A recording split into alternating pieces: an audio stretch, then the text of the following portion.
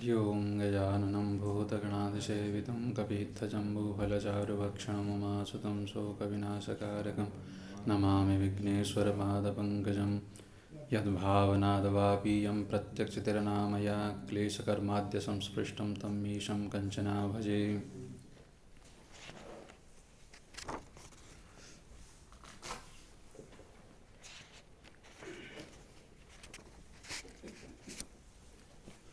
वृत्तियों को हमने कहाँ तक समझा? विपर्य तक हो गया।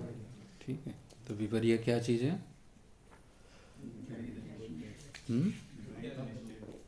विपरीत जो निश्चय है अथवा मिथ्या ज्ञान। ठीक है, तो विपर्य भ्रम को कहते हैं और उसमें संशय भी आ जाता है। इस तरह से हमने विपर्य को समझा।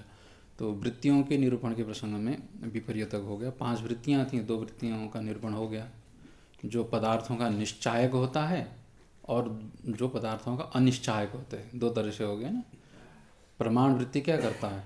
वस्तुओं को निश्चय करा देता है कि वस्तु की यथार्थ स्वरूप का बोध कराता है, और विपर्य वृत्ति वस्तुओं के यथार्थ स्वरूप का बोध नहीं कराता है। दोनों में यही अंतर आ गया।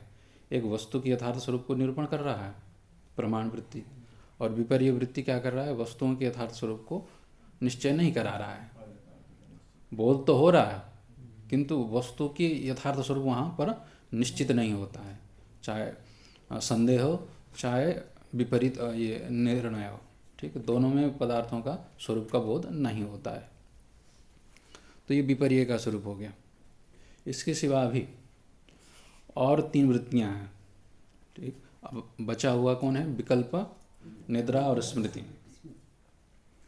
ये भी वृत्तियाँ हैं, और इन वृत्तियों को कैसे समझना चाहिए? अब लोक व्यवहार में क्या हो जाता है कि ज़्यादातर हम लोगों की व्यवहार आधा से ज़्यादा विपर्य वृत्ति में चला जाता है। ठीक है, जितने भी व्यवहार हम लोगों को लगता है प्रमाण वृत्ति से कर रहे करके, वो प्रमाण वृत्ति नहीं होते। प्राय जितना हमारा व्यवहार होता है लगभग विपर्य वृत्ति में, भ्रम में ही चलता है। मतलब सामान्य व्यवहार भी, शास्त्रीय व्यवहार तो छोड़ दीजिए, सामान्य जो व्यवहार है वो व्यवहार भी किस तरह से, वस्तु जिस तरह से होता है उस तरह से हम व्यवहार नहीं करते हैं। ठीक, वस्तु से अलग हम लोगों ने अपना जो माना हुआ है उसी को लेकर के व्यवहार हो जाता है। जैसे देश हो गया, नाम रख लिया, ये सब कल्पनाओं के द्वारा हो गया। जैसे पैसा हो गया, ये सब क्या है? विपर्य वृत्ति है। मान रहे, सारी दुनिया मान रही, इसलिए हम भी मान रहे हैं, किंतु माना हुआ वास्तव में वस्तु वहाँ पर है नहीं। कागज़ में वहाँ पर पैसा तो नहीं है, फिर भी माना हुआ है, सब मानते हैं, तो फिर उसी से व्यवहार चल जाता है। देश है, और देश सब ने मान रखा है कि ये देश है। हाँ, अब ज़मीन में तो वैसे देश नाम की कोई चीज़ तो नहीं है। ठीक है, इसने यहाँ पर ये हो गया, ये सीमा बांध लिया। इस तरह से कई लगभग जितने भी व्यवहार दिख जाते हैं हम लोगों को, वो सारे व्यवहार विपर्य से ही चल रहा है। अब विपर्य वृत्ति का निरोध करने का मतलब होगा कि इस तरह के भ्रम है छोटे छोटे दिख जाते हैं, तब जब इस तरह से सारे भ्रम दिख जाने लग जाता है और उनका निरोध भी होने लग जाता है, तो ये वृत्ति निरोध समझ लीजिए। तो विचार से भी हो जाता है वैसे, किंतु यहाँ तो विचार से भी आगे वृत्तियों का ही निरोध करने के लिए बोलते हैं। अब आगे आया विकल्प वृत्ति। उसके लिए 9वां सूत्र है, शब्द ज्ञानानुपाति वस्तु शून्यो विकल्पः। शब्द ज्ञानानुपाति वस्तु शून्यो विकल्पः।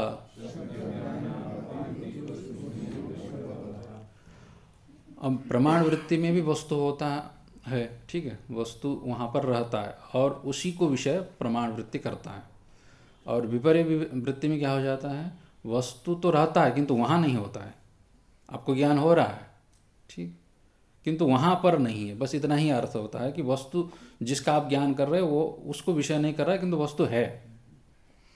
अब यहाँ आ रहा है विकल्प।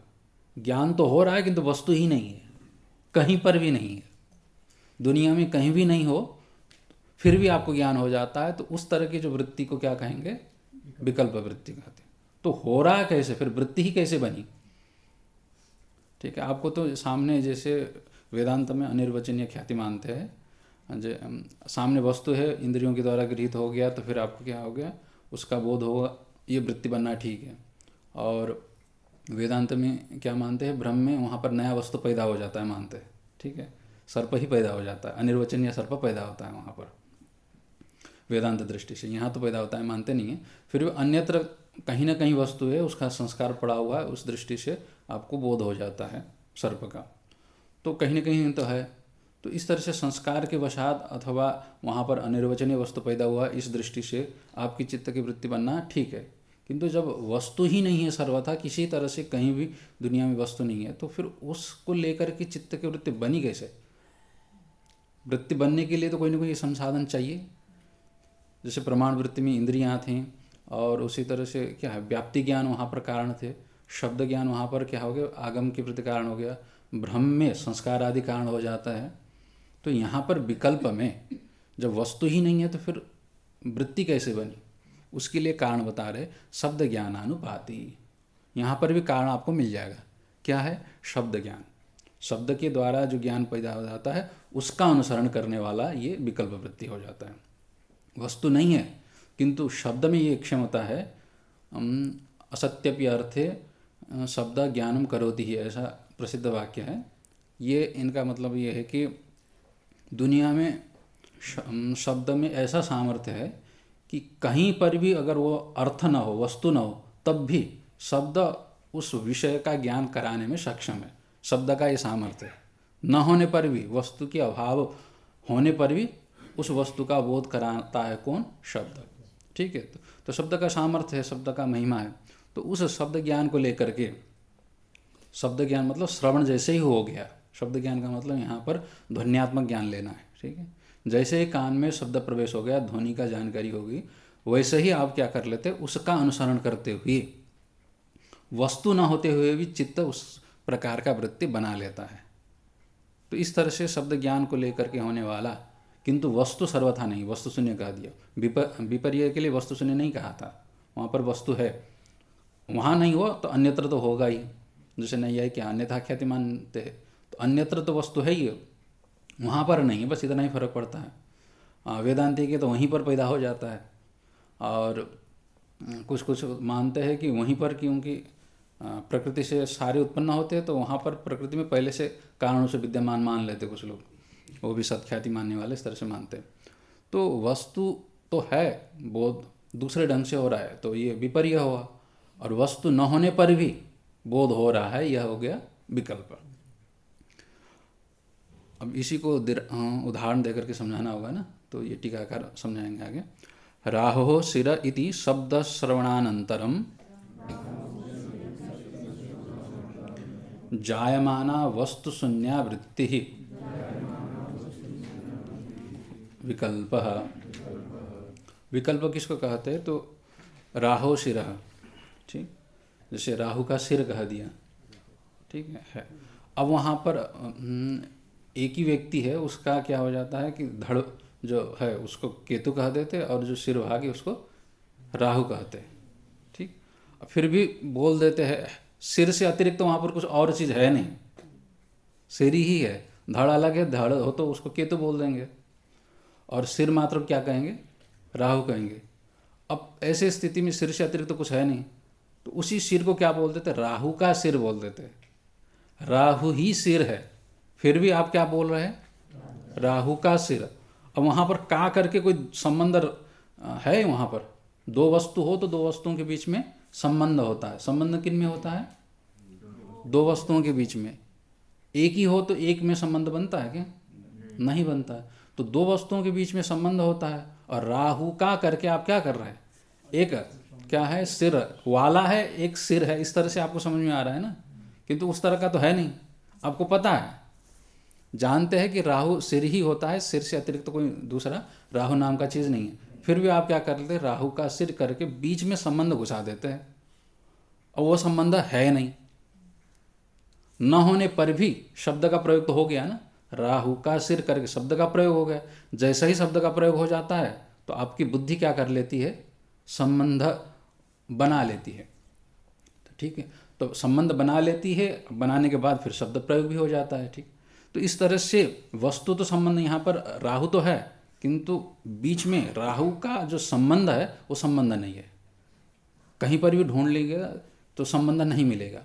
इस तरह का जो वस्तु शून्य जो संबंध है वह शब्दों को लेकर के आपको बोध हो रहा है। शब्द प्रयोग किया राहु का करके, अगर इसमें जानने में कठिन हो रहा है तो फिर आप दूसरा ले लीजिए, बंध्यापुत्र। बंध्यापुत्र बांझ का लड़का बोल देते, ठीक है। अब बंध्या होने का मतलब ही होता है जिसका पुत्र नहीं होता है, ठीक है। ऐसी चीज़ तो दुनिया में कहीं भी नहीं है। गगन कुसुम बोल देते हैं, आकाश पुष्प, ठीक, ऐसी वस्तु तो नहीं है, सर्वथा शून्य है, कहीं पर भी नहीं है। फिर भी जैसे ही शब्द प्रयोग हो जाता है, गगन कुसुमम, बंध्या पुत्र, राहो शिरः इत्यादि, जब शब्द प्रयोग हो जाता है, शब्द प्रयोग होते ही चित्त में एक आकार बन जाता है। अगर चित्त में वो वृत्ति न बने, ठीक है, वृत्ति बिना बने आपको बोध होता नहीं है, बोध हुए बिना आप मना भी नहीं कर पाएंगे। आगे तो बोलते हैं ना, राहु का सिर नहीं होता है, राहु ही सिर होता है, बोलते तो है, फिर भी राहु का सिर करके शब्द का प्रयोग तो करते हैं। अब जैसे गगन कुसुम बोल देते हैं, आकाश पुष्प, आकाश पुष्प का नाम का चीज़ नहीं होता है, ठीक है, बंध्या पुत्र होता नहीं है। अब मना करने से पहले अगर आपको कुछ ही नहीं सुनाई दिया, जैसे सामने वाले को कुछ कहा, कुछ सुना नहीं, तो हाँ ठीक है करके पूछने पर न मैंने नहीं सुना, फिर बताओ कहा देता है ना। तो फिर बताने का मतलब उसने सुना, उसको समझा, फिर उसके बाद उसका वक्तव्य होगा कि हाँ है नहीं है, निषेध करेगा, विधि करेगा।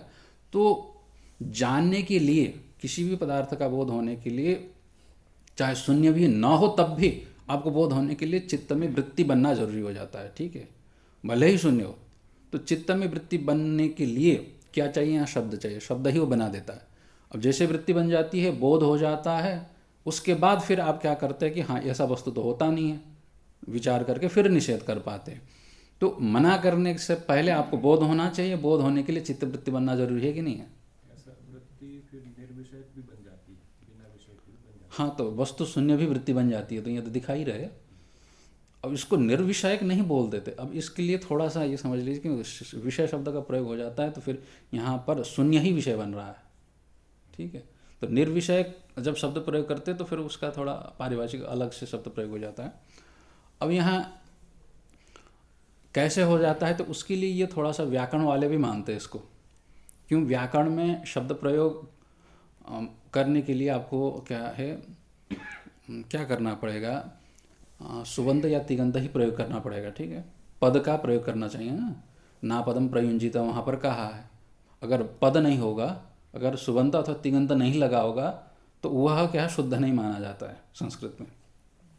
तो व्याकरण में अब राम शब्द होगा तो राम शब्द प्रातिपदिक है, उससे सुप आदि लाने के लिए क्या होना चाहिए? प्रातिपदिक अर्थ, लिंग वचन परिमाण मात्र प्रथमा, ये सूत्र है, ठीक है। वो क्या करता है, प्रातिपदिक अर्थ मात्र को बताना हो तब क्या करना चाहिए? सु का प्रयोग करना चाहिए, ठीक है। अब व्याकरण के हिसाब से तब तक विभक्ति नहीं आएगी जब तक उस अर्थ को ये शब्द ना बताता हो, ठीक। राम शब्द से दशरथ पुत्र का जब तक अर्थ बोध ना हो अथवा वो अर्थ ना होगा तो फिर राम शब्द सु नहीं आता है। इसी तरह से यहाँ पर राहो शिर शब्द है कि नहीं, अथवा बंध्या पुत्र ये शब्द है कि नहीं, तो बंध्या पुत्र शब्द से बंध्या पुत्र यही प्रयोग होगा, ठीक है। बिना विभक्ति लगाए इसका प्रयोग नहीं कर सकते व्याकरण में। अब विभक्ति लाने के लिए, सु आदि लाने के लिए क्या होना चाहिए? अर्थ होना चाहिए। अब इस शब्द का कोई अर्थ है क्या? अर्थ तो नहीं है, वस्तु तो नहीं है। बिना वस्तु की फिर विभक्ति आई कैसे?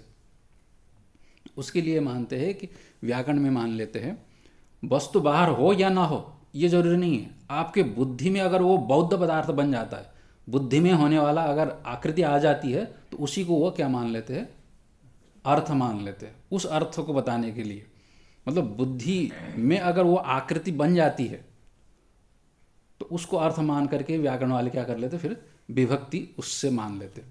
कोई भी शब्द अगर आपके बुद्धि में आकृति पैदा करने में सक्षम है तो वो बौद्ध अर्थ हो गया, बुद्धि में बनने वाला अर्थ।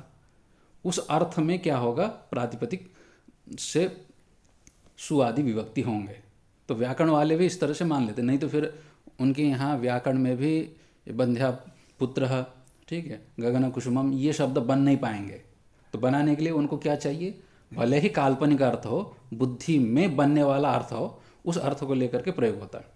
तो यहाँ पर विकल्प में भी क्या हो जाता है, शब्द का प्रयोग तो हो जाता है। तो जैसे ही शब्द का प्रयोग हो जाता है तो बुद्धि उस प्रकार की एक आकार बना लेती है। तो ये शब्द ज्ञान मतलब ये ध्वन्यात्मक ज्ञान लेना चाहिए, क्योंकि अर्थ का तो यहाँ बोध होना नहीं, अर्थ है नहीं। शब्द ज्ञान का मतलब ध्वनि जैसे कान से सुन लेते हैं बंध्या पुत्र करके, क्योंकि आपने बंध्या शब्द का अर्थ जाना है, पुत्र शब्द का अर्थ जाना है, अब दोनों को जोड़ रहे हैं, दोनों के संबंधी आप ये कहना चाह रहे। बंध्या मतलब जिसका पुत्र नहीं होता है, इस अर्थ में आपने बंध्या शब्द को सुना है, और पुत्र संतान अर्थ में सुना है। अब बंध्या का पुत्र करके अब इस तरह से आप जोड़ना चाह रहे हैं। इस समय दोनों का स्वतंत्र अलग अलग अर्थ है, किंतु दोनों का जो संबंध रूप जो अर्थ है वो कहीं पर भी विद्यमान नहीं है। ठीक, अब इस अर्थ को बताने के लिए अब आप क्या है, बुद्धि पहले बंध्या पुत्र नाम के अर्थ जो नहीं है फिर भी वो कल्पना कर लेता है, आकार बना लेता है बुद्धि में। किसके कारण?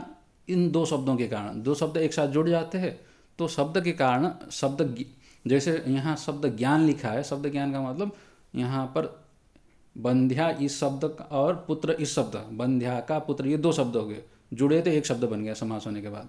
तो बंध्या पुत्र इस शब्द को सुनने से, यहाँ ज्ञान का मतलब जैसे श्रवण हो जाता है, उससे अनुसरण करते हुए, उसी का अनुसरण करते हुए चित्त में क्या है, बंध्या पुत्र नाम के आकृति एक बन जाती है, वो वृत्ति बन जाती है। बस चित्त में वृत्ति ही है और वस्तु नहीं है वहाँ पर। इस तरह से शब्द ज्ञान को अनुसरण करते हुए, अनुपतन करते हुए, ठीक है। अगर शब्द प्रयोग नहीं होगा तो फिर ये वृत्ति नहीं बनेगी, किसी भी तरह से ये वृत्ति बनना संभव नहीं होगा।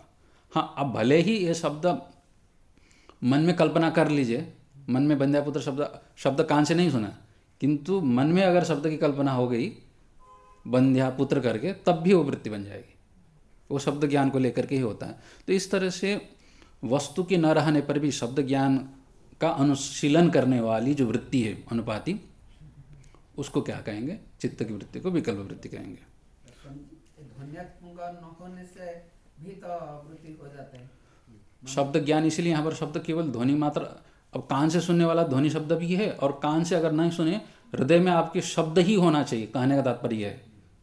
ठीक है, अब हृदय में जो शब्द होगा वो स्फोट के रूप में होगा अथवा पश्यंती के रूप में होगा, परा नहीं होगा तो पश्यंती तो हो ही जाएगा, वो ध्वनि रहेगा ही। हाँ, तो इस तरह से राहो शिर इति शब्द श्रवणानंतरम, यहाँ पर शब्द श्रवण लिखा है, शब्द सुनते हुए।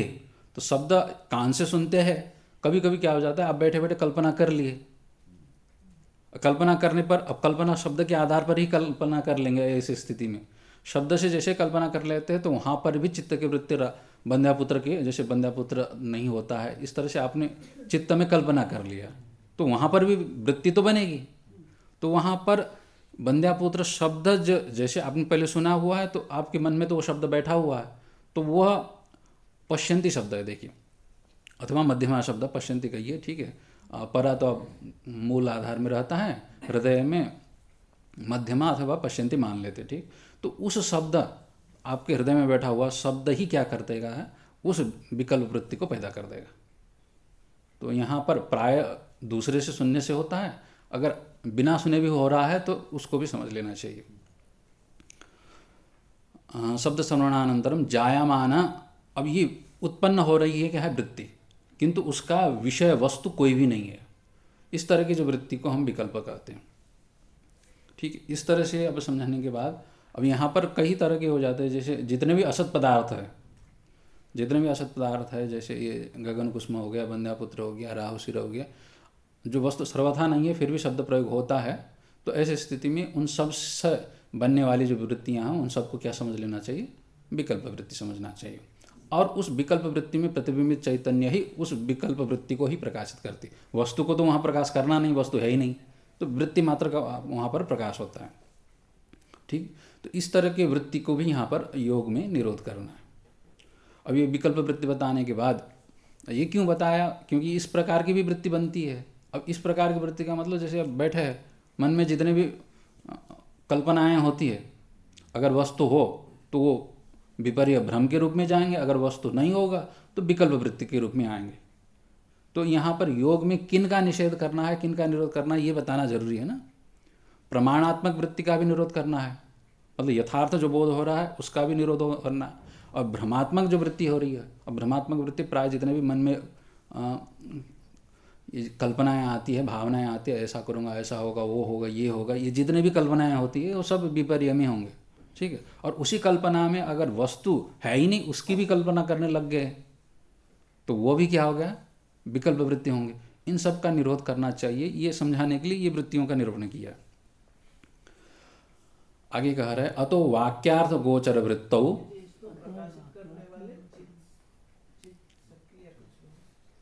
भैया इसको पूरा करने दीजिए फिर आपका प्रश्न होगा, ठीक है। अतो वाक्यार्थ गोचर वृत्तौ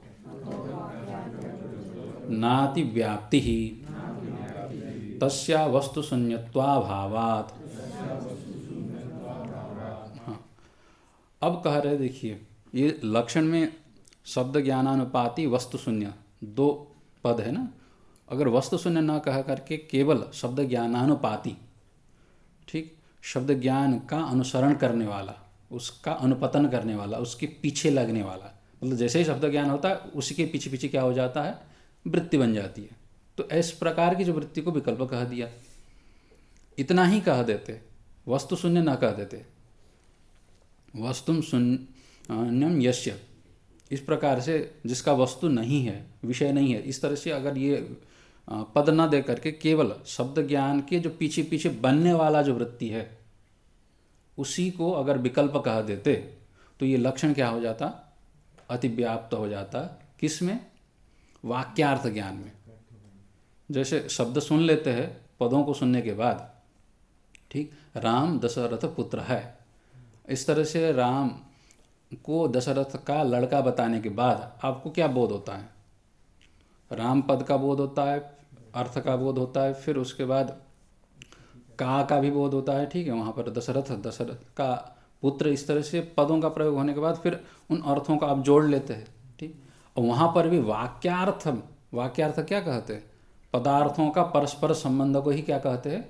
वाक्यार्थ कहते हैं। पदों से पदार्थों का बोध होता है, एक एक शब्द से एक एक अर्थ का बोध होगा, और एक एक अर्थों का फिर दूसरे अर्थों के साथ जब संबंध होता है उसी संबंध को क्या कहेंगे? वाक्यार्थ कहेंगे, ठीक है। पदों के समूह वाक्य होता है, शब्दों के समूह होगा तो वो वाक्य होगा। और वाक्य का अर्थ क्या होगा? अलग से तो दिखता नहीं है। जैसे पद का समूह वाक्य हो गया तो समूह तो क्या होगा? पद से अतिरिक्त नहीं होता है। तो फिर वाक्यार्थ वहाँ पर क्या निकलेगा?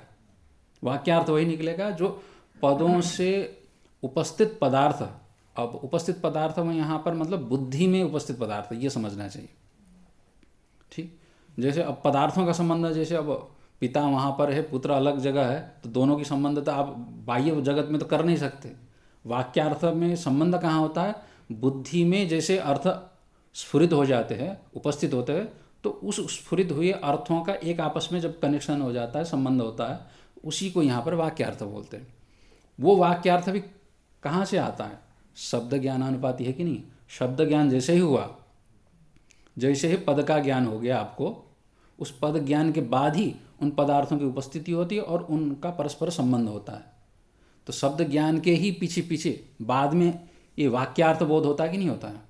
तो वाक्यार्थ की जो वृत्ति बन रही है उस वृत्ति में भी ये लक्षण जा रहा है कि नहीं जा रहा है? विकल्प का शब्द ज्ञानानुपाती। शब्द ज्ञान के पीछे पीछे क्या हो रहा है? वाक्यार्थ विषयक वृत्ति बन रही है। ये वृत्ति तो क्या है? आगम वृत्ति है, पीछे जो कहा था प्रमाण वृत्ति के अंतर्गत आता है। तो लक्षण कर रहे विकल्प का जाएगा किसमें? प्रमाण वृत्ति में। कौन सा प्रमाण वृत्ति? तो आगम प्रमाण वृत्ति। आगम प्रमाण में भी क्या हो रहा है? पदजन्य पदार्थों के संबंध को लेकर के वृत्ति बनती है, मतलब वाक्यार्थ विषयक वृत्ति बनती है, इतना ही अर्थ हो गया। तो वाक्यार्थ विषयक जो वृत्ति है उस वृत्ति में ये लक्षण चला गया, अतिव्याप्ति हो गया। उसी को हटाने के लिए क्या कहा? वस्तु शून्य। इतना ही नहीं, वस्तु नहीं होना चाहिए। हाँ, आगम जो हो रहा है, आगम जो वृत्ति बन रही है, जो प्रमाण वृत्ति बन रही है, उसका विषय क्या है? वाक्यार्थों का संबंध है। वहाँ पर पदार्थ का जो संबंध है वही वाक्यार्थ है। वाक्यार्थ वहाँ पर पदार्थ रूप से उपस्थित है, सर्वथा शून्य नहीं है। और यहाँ पर क्या हो रहा है? वस्तु ही नहीं है। इसीलिए वाक्यार्थ गोचर वृत्तो, वाक्य का जो अर्थ, वाक्य का अर्थ हो गया पदार्थों का संबंध, उस संबंधों को लेकर के बनने वाली जो वृत्ति हो गई आगम वृत्ति अथवा प्रमाण वृत्ति, इसमें लक्षण अतिव्याप्त नहीं होगा। क्यों? क्योंकि तस्याह वस्तु संज्ञत्वाभावात्। क्योंकि ये जो आपकी आगम वृत्ति बन रही है, आगम वृत्ति का विषय कौन हो रहा है? पदार्थों का संबंध, मतलब वाक्यार्थ। वाक्यार्थ वहाँ पर है, वास्तविक है, ठीक है। तो वस्तु वहाँ पर है और उस वस्तु को विषय कौन कर रही है? आगम वृत्ति कर रही है। तो वहाँ पर वस्तु है और यहाँ पर क्या हो रहा है? विकल्प वृत्ति में वस्तु नहीं है। राहु और सिर के बीच में कोई संबंध है क्या? नहीं है, तब भी वृत्ति बन रही उस संबंधों को लेकर के। बंध्या और पुत्र के बीच में कोई संबंध है क्या? नहीं है, तब भी आप क्या कर रहे हैं? शब्द के कारण चित्त की वृत्ति बन रही है। किंतु पदार्थ घट और आनयन क्रिया का संबंध है कि नहीं है? संबंध है। उस संबंध को लेकर के आपका आगम वृत्ति बन रही है। राम और दशरथ के बीच में पिता पुत्र का संबंध है कि नहीं है? उस संबंध को लेकर क्या हो रहा है? आगम वृत्ति बन रही है। तो वहाँ पर पदार्थ है और उसी पदार्थों को लेकर के क्या हो रहा है? आगम वृत्ति बन रही है। और यहाँ पर क्या हो रहा है? पदार्थ नहीं है, फिर भी शब्द को लेकर के वृत्ति बन रही है। दोनों में ये अंतर आ गया, ठीक है। तो आगम वृत्ति में और विकल्प वृत्ति में अंतर क्या हो गया कि एक जगह पर पदार्थ विद्यमान है और दूसरे जगह पर पदार्थ विद्यमान नहीं है, किंतु दोनों ही शब्द के कारण हो रहा है, ठीक है। समानता भी है और विषमानता भी है। समानता इस अर्थ में हो गया कि दोनों ही शब्द सुनने के बाद होते हैं,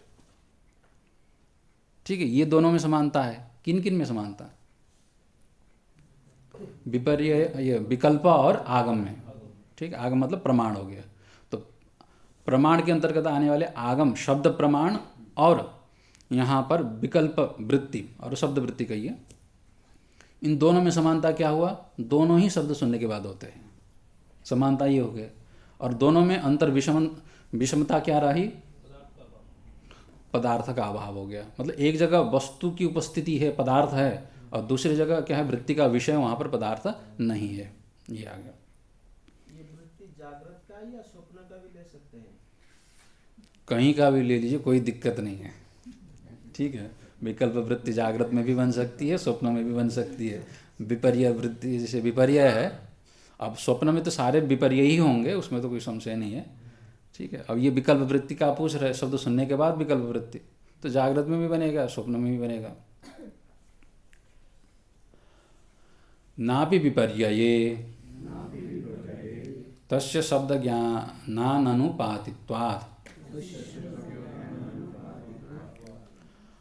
अब कह रहे हैं कि इसी तरह से यह लक्षण जो है, विकल्प का जो लक्षण किया, वह विपर्य में भी नहीं जाएगा, भ्रम में भी नहीं जाएगा। भ्रम में भी तो वस्तु नहीं होता है। भ्रम में जैसे आपको वहाँ पर वस्तु शून्यता एक प्रकार से होता ही है इस दृष्टि से, जैसे सामने सांप तो नहीं है, रस्सी है, तो ज्ञान किसका हो रहा है?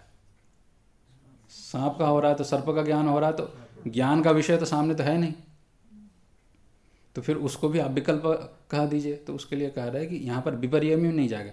यद्यपि वस्तु सामने नहीं है तो वस्तु शून्यता वहाँ पर ये दिख जाता है, किंतु थोड़ा सा अंतर ये है कि सामने भले ना हो, किंतु कहीं ना कहीं दुनिया में तो है ना।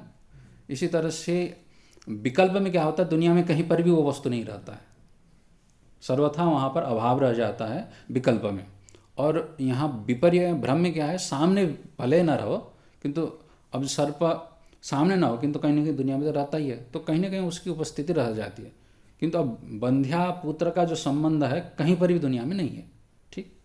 और गगन कुसुम है, आकाश पुष्प है, खरगोश का सिंह है, ये दुनिया में कहीं भी ना होने वाली वस्तु है, फिर भी उसको लेकर के वृत्ति बनती है, विकल्प है, ठीक। यहाँ इतने अंशों को लेकर के विचार कर रहे हैं कि सामने नहीं है, बस इतने अर्थों को लेकर के। विपर्य में, भ्रम में सामने वस्तु नहीं होता। यह राहु सिरा में तो लेकिन ऐसा नहीं, कहीं ना कहीं तो है। नहीं, राहु का सिर, यहाँ पर आप राहु और सिर दोनों है, राहु भी ही सिर है, ठीक है। जो का जो बता रहे हैं ना संबंध, राहु और सिर का जो संबंध आप बता रहे हैं ना, वो संबंध कहीं नहीं है। अगर ध्यान नहीं देंगे तो फिर आपको समझ में, राहु तो है ही है, सिर भी है, तो फिर विकल्प कैसे हुआ? यहाँ पर संबंध नहीं है, बस इतना ही तात्पर्य है, ठीक है। संबंध को लेकर के जो आपकी वृत्ति बनती है वो विकल्प है। केवल राहु को लेकर के जो वृत्ति बन रही है वो तो शब्द प्रमाण है, क्योंकि राहु तो आपने अगर देखा है तो जैसे हम क्या ग्रहण के समय आप देख लेते हैं, राहु को काला छाया के रूप में देखते हो, तो उस समय तो प्रत्यक्ष है। अब बाकी समय शास्त्र पढ़ते समय आपको फिर आगम प्रमाण के द्वारा बोध होता है, तो राहु का तो बोध होता है, ऐसा नहीं है। और राहु का जो वृत्ति बनी वो प्रमाण वृत्ति, किंतु राहु और सिर के बीच में जो संबंध आपको जो बोध हो रहा है, उस संबंध तो वहाँ पर है नहीं, तो उस संबंध को क्या कहेंगे? विकल्प वृत्ति कहेंगे। हाँ, अब भ्रम में क्या हो रहा है? भ्रम में भी सामने वस्तु नहीं रहता है, बस इतने अंश को लेकर के। विकल्प में कहीं भी नहीं रहता है, भ्रम में सामने नहीं रहता, बस इतना ही है। तो उसमें भी लक्षण क्यों नहीं जाएगा? क्योंकि जो भ्रम है वो शब्द ज्ञानानुपाती नहीं होता है, अर्थात शब्द ज्ञान को लेकर के आप भ्रम नहीं करते। वहाँ पर सामने आपने क्या है, इंद्रिय से वस्तु के आधार को देख लिया, और आधार में अविद्या के कारण क्या हो जाता है? वस्तु का आवरण हो जाता है, और आप संस्कार वशात उसमें नई वस्तु कल्पना कर लेते, देख लेते हैं। तो शब्द ज्ञान के आधार पर भ्रम नहीं होता है, ठीक। तो शब्द विपर्य जो है शब्द ज्ञान के आधार पर न होने के कारण विपर्य में भी नहीं जाएगा, और उसी तरह से आगम में भी नहीं जाएगा, आगम में वस्तु शून्य नहीं होता है। तो इस तरह से विकल्प को समझाने के लिए इन्होंने दो विशेषताएं बता दी। स्वामी जी, अनुपाति शब्द का अनुपतन, अनु मतलब पीछे पीछे गिरने वाला, गिरने वाला मतलब अनुसरण करने वाला। शब्द ज्ञान के पीछे पीछे जो होता है, अनुपतन, अनुपतनशीलम अश्यप, ठीक है। अनुपतन इसके पीछे हो रहा है, शब्द ज्ञान के बाद जो वृत्ति बन रही है उसके कारण बन रहा है। स्वामी जी, ज्योति की ज्योति, इसको विकल्प मान सकते हैं? ना, वो वेदांत का अब कह रहा है ज्योति की ज्योति है, वो अलग अर्थ में प्रयोग हुआ है ना, वहाँ पर इस तरह से विकल्प अर्थ में नहीं, आपको वहाँ पर तात्पर्य समझना पड़ेगा ना। नहीं, यहाँ यहाँ पे जो है वो वेदांत का अभी बात नहीं है। ज्योति की ज्योति केवल अगर ये एक्सप्रेशन नहीं, आप केवल एक ज्योति मात्र को लेकर के, एक ज्योति है और उसी को ज्योति का ज्योति बोल रहे हैं तो विकल्प है। किसी और अर्थ में प्रयोग कर रहे हैं तो फिर आपका तात्पर्य देखना पड़ेगा ना, किस अर्थ में आप प्रयोग कर रहे हैं। जैसे सामने दिया है, ज्योति है, और उसी को आप वो ज्योति का ज्योति है बोल रहे हैं तो विकल्प है। उतना ही मतलब बस बाकी और अर्थ में मत लीजिएगा, इतने अर्थ में तो हो जाएगा। ऐसे अंधकार की छाया, अंधकार ही छाया है, ठीक। अंधकार की छाया, हाँ, तो वहां पर जो की बोल रहे हैं ना, तो वो की आपका विकल्प है।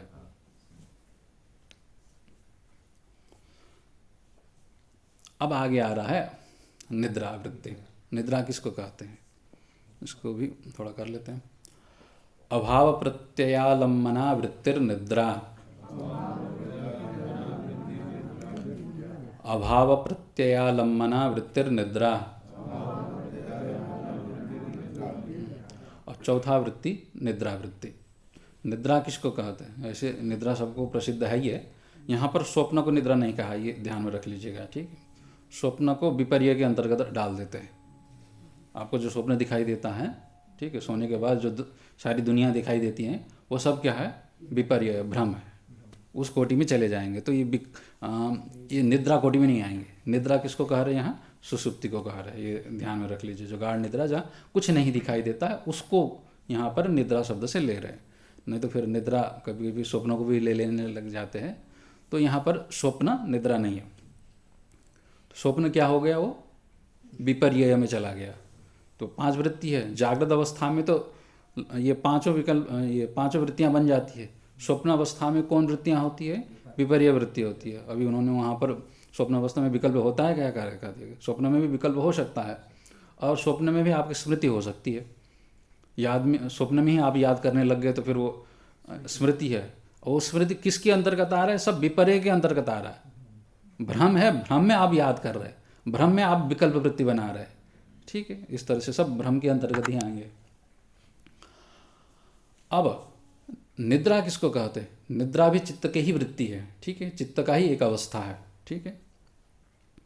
किंतु किस प्रकार का अवस्था है उसको बता रहे। अभाव प्रत्यालंबना। अभाव का जो प्रत्यय होता है, प्रत्यय शब्द का अर्थ प्राय सामान्य सर्वत्र ज्ञान अर्थ होता है, ठीक है। प्रत्यय शब्द से ज्ञान ही अर्थ लिया जाता है अन्यत्र सभी जगह, किंतु यहाँ पर प्रतीयते अनेन अथवा अस्मिन, इस व्युत्पत्ति को लेकर के जिसके कारण प्रतीति होती है, ठीक है, अथवा जिसमें प्रतीति होती है, तो प्रतीति का कारण को प्रत्यय शब्द बोल देते हैं। तो प्रत्यय शब्द का अर्थ कारण अर्थ में यहाँ प्रयोग हुआ है। तो अभावस्य प्रत्यय, अभाव प्रत्यय, अभाव का जो कारण हो, किन के मतलब सारे, बाकी इसको छोड़ करके, ये स्मृति के अभाव, विपर्य का अभाव और प्रमाण का अभाव। पीछे जितने वृत्ति कही थी अथवा जितने ज्ञान कहे थे, उन बाकी वृत्तियों के अभाव का जो कारण होता है, ठीक है, बाकी वृत्तियां क्यों बन नहीं पा रही, उस कारण को अवलंबन करने वाली, उस कारण को आश्रय करने वाली जो वृत्ति होती है उसको क्या कहेंगे, निद्रा कहेंगे। तो अभाव किसके कारण होता है, तो तमोगुण के कारण होता है। ठीक है, अगर तमोगुण बढ़ता है तो प्रत्यक्ष आदि ये प्रमाण वृत्ति भी नहीं बनेंगे। ठीक है, ज़्यादा ही तमोगुण बढ़ता है तो भ्रम भी नहीं हो पाएगा। भ्रम होने के लिए भी तमोगुण तो चाहिए, साथ में रजोगुण भी सहायक चाहिए। ठीक, तमोगुण के कारण वास्तविकता जो है वो ढक जाता है और रजोगुण के कारण कुछ और दिखने लगता है। ठीक, और कुछ और हो जाता है, और कुछ और को प्रकाश करने के लिए फिर सत्वगुण भी चाहिए होता है, तीनों गुण चाहिए होता है। अगर तमोगुण ही प्रधान रूप से, वही मुख्य रूप से रह गया, बाकी दो को काम करने नहीं दे रहा है, तो फिर निद्रा ही होगी। अब भ्रम के लिए भी तमोगुण चाहिए किंतु साथ में रजोगुण भी चाहिए होता है। तो जहाँ पर ये आपका विपर्य वृत्ति, भ्रम वृत्ति भी नहीं बन रही हो, जहाँ पर प्रमाण वृत्ति भी नहीं बन रही हो, यथार्थ का भी बोध नहीं हो रहा है, अयथार्थ भ्रम का भी बोध नहीं हो रहा है, उसी तरह से बिना वस्तु के भी चित्त की वृत्तियाँ, ये विकल्पात्मक वृत्ति नहीं बन रही हो और स्मृति याद भी नहीं आ रहा हो, तो इस तरह से अन्य वृत्तियों का अभाव के प्रति जो कारण होता है, कौन कारण बना, तमोगुण। ठीक है, तमोगुण को ही मुख्य रूप से कारण मानते। तो उसको अवलंबन करने वाली, केवल तमोगुण को ही अवलंबन करने वाली जो वृत्ति होगी वो निद्रा है। इसका भी तो भान होता है, तो यह सब को भी मानना पड़ेगा। त्रिगुणात्मक है तो कुछ में रहता ही है, तो वहाँ पर भी भान हो रहा है, चित्त वहाँ पर भी रह रहा है ना, चित्त का ही अवस्था है, तो चित्त की वृत्ति होने के कारण अब वहाँ पर विमर्श नहीं हो पाता है। ठीक है, निद्रा में आप विमर्श नहीं कर पाएंगे, क्योंकि विमर्श करने का जो साधन संसाधन है वो लय में पहुँचे हुए होते हैं, तो विमर्श नहीं होता है। तो उठने के बाद क्योंकि आप विमर्श कर लेते, तो इसी के आधार पर हम क्या कहते हैं कि वहाँ पर वृत्ति थी। यही बात टीकाकार भी कहेंगे, वृत्ति क्यों मान रहे निद्रा को, वृत्ति का लय ही मान लीजिए, केवल चित्त मात्र ही मान ले। इसके लिए कह रहे हैं कि क्योंकि आपको जागने के बाद तो याद आ रहा है ना, हाँ आराम से सोए थे, तो ये जागने के बाद जब याद आता है तो इसी याद के बल पर ही, स्मरण के बल पर ही क्या कहते हैं कि याद होने के लिए कुछ न कुछ अनुभव होना जरूरी है, और अनुभव करने के लिए वृत्ति बनना जरूरी है। ठीक है, तो ऐसी स्थिति में निद्रा में भी वृत्ति बनी थी, तो वो निद्रा ही वृत्ति है।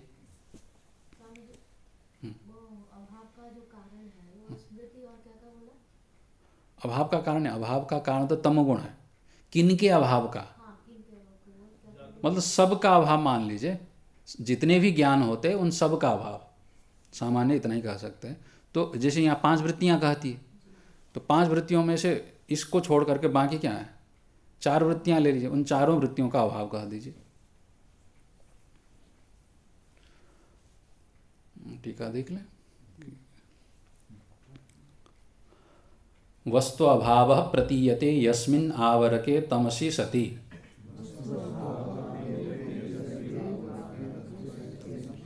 तत्तमो अभाव प्रत्ययः तम विषयी कुर्वती वृत्तिर्निद्रा। हाँ, निद्रा का अब ये विशेषता बता रहे हैं कि निद्रा वृत्ति किसको कहेंगे। यहाँ अभाव प्रत्यालंबना शब्द लिखा है ना, तो अभाव प्रत्यय को अवलंबन करने वाली वृत्ति, अभाव का प्रत्यय लिया इन्होंने। अभाव का प्रत्यय क्या लेंगे, अभाव का प्रत्यय, अभाव का बोध भी लेते, जैसे कहीं कहीं वार्तिकार विज्ञान वीक्षा आदि ने प्रत्यय शब्द का अर्थ ज्ञान ही लिया है, तो अभाव का ज्ञान उन्होंने इस तरह से लिया है। ठीक है, अभाव का कारण नहीं लिया। अब ये दोनों को मिला करके अर्थ कर रहा है, देखिए ये टीकाकार बड़ी कुशल है। तो वस्तु अभाव प्रतीयते यस्मिन् आवरके तमसि सति, जिस आवरक, जो ढकने वाला होता है उसको आवरक बोलते हैं। ढक्कन जो होता है ढक देता है, ये तमोगुण भी क्या है, ढक्कन है। जिस ढक्कन के होने पर, ठीक है, वस्तु का अभाव प्रतीत होने लग जाता है, वस्तु प्रतीत न होकर के वस्तु के अभाव प्रतीत होने लगता है। तो वस्तु अभाव प्रतीयते यस्मिन् आवरके सति, जिस ढक्कन के होने पर, आवरक के होने पर क्या होता है, वस्तु की प्रतीति न होकर के वस्तु के अभाव की प्रतीति हो जाती है। जैसे कपड़े से किसी को ढक देते हैं तो फिर उस वस्तु का बोध नहीं होता है, वस्तु के अभाव का ही बोध होता है। अब अभाव भी डायरेक्ट इसलिए नहीं बोल सकते, देखिए समस्या क्या हो जाता है, जैसे वह अभाव का बोध होने के लिए अभाव ज्ञानम प्रति क्या है, प्रतियोगी ज्ञानम कारणम, ये नियम है ना। अभाव ज्ञान होने के लिए क्या होना चाहिए, अभाव का जो विरोधी है, मतलब किसका अभाव अगर सापेक्ष नहीं रहेगा तो अभाव का भी ज्ञान नहीं होता है। नहीं है कहने के लिए आप नहीं है बोल देंगे, इतना कहने से आपको बोध नहीं होगा, आपको कहना पड़ेगा क्या नहीं है।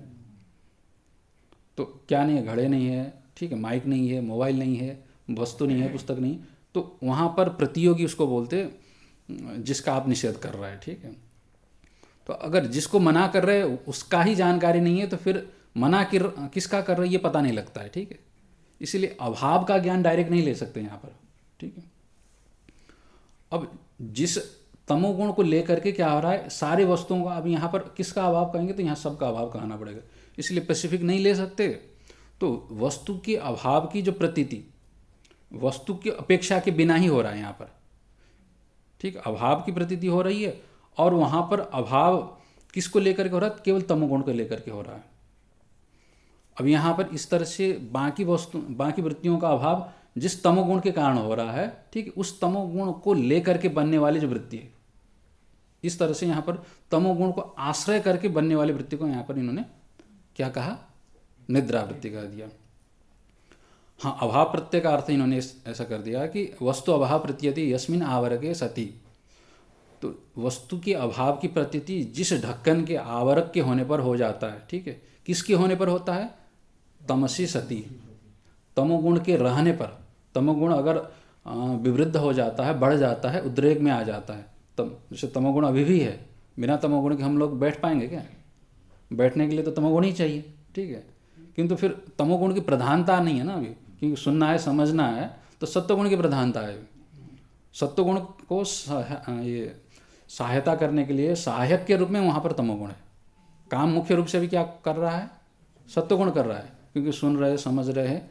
और ये इसके लिए तो प्रकाश चाहिए, प्रकाश सत्वगुण ही करता है, किंतु वो प्रकाश करने के लिए जगह चाहिए, स्थिरता चाहिए, वो कौन दे रहा है, तमोगुण दे रहा है। अभी मन में चंचलता आ जाएगा, दौड़ने लग जाएंगे तो फिर समझ में आएगा, कुछ नहीं आएगा, नहीं सुन पाएंगे, नहीं समझ पाएंगे, तो उसके लिए तमोगुण सहायक हो गया। तो सहायक रूप में तमोगुण हो तो वो विरोधी नहीं है, किंतु यहाँ पर निद्रावृत्ति में क्या हो रहा है, तमोगुण ही प्रधान रूप से उपस्थित हो रहा है, सबके ऊपर यही हावी हो रहा है, सत्वगुण और रजोगुण को काम करने नहीं दे रहा है।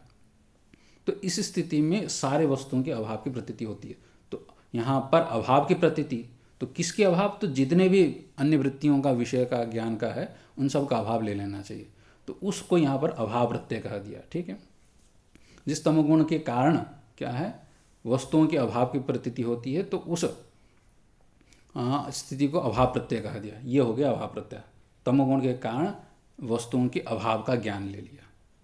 तम विषय कुर्वती, इस तरह से तमोगुण और तमोगुण के कारण वस्तु अभाव को विषय करने वाली जो वृत्ति होगी, इन्होंने दोनों को ले लिया।